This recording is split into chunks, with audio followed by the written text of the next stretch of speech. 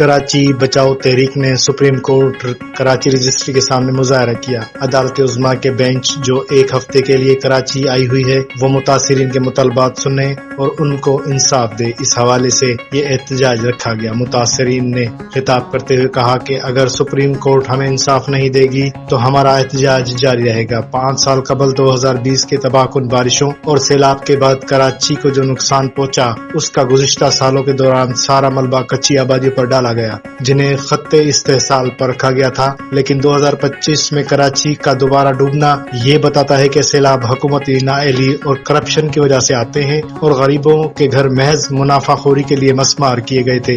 2021 میں گجر، اورنگی اور محمود آباد نالوں کے اطراف کے ہزاروں مکان مسمار کیے گئے اور تقریباً 9000 سے زائد گھروں کی تباہی سے 50,000 سے زائد افراد بے گھر ہو چکے ہیں۔ اس تمام عمل میں نہ صرف وفاقی و صوبائی حکام بلکہ عدالتی عمل میں بھی رکاوٹیں اور بعض عدالتی طرز عمل بھی ملوث نظر آئے ہیں۔ ٹربیونل اور ہائی کورٹ نے لیزز کو درست قرار دیا اور آپریشن روکنے کا حکم جاری کیا، مگر اس وقت کے مزدور دشمن چیف جسٹس گلزار صاحب نے چھٹیوں میں آ کر بینچ لگائی اور بغیر ہماری جانب سے پیش کردہ لیزز کو کھول کر بھی دیکھے یہ کہہ دیا کہ کراچی میں تو ہر طرح کی لیزز بن جاتی ہیں۔ اگر ایسا ہی تھا تو KMC، KDA، سندھ کچی آبادی اور CDG کے جن سب کی لیزز ان آبادیوں میں موجود ہے ان کے افسران کے خلاف کیوں کوئی کارروائی نہیں ہوتی؟ نالا جس طرح چوڑا کیا گیا وہاں کوئی مکان نہیں تھا بلکہ مکانوں کو 25 فٹ چوڑی سڑکیں بنانے کے لیے مسمار کیا گیا جو کراچی کی ماسٹر پلان میں شامل نہیں ہے۔ یہ سب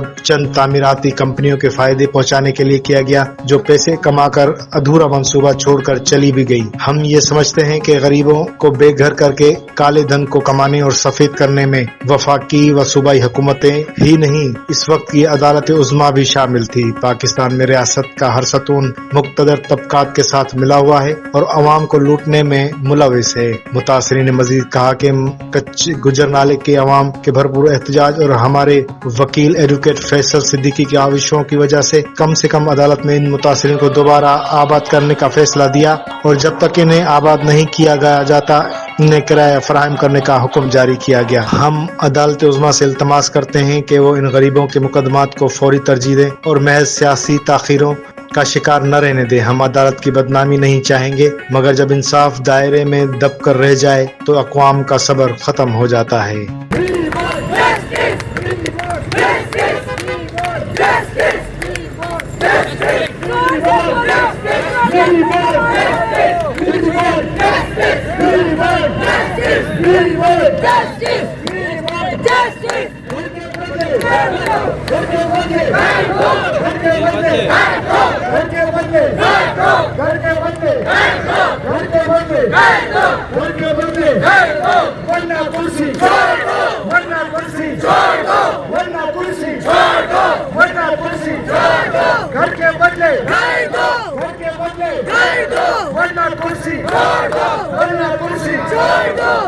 کرسی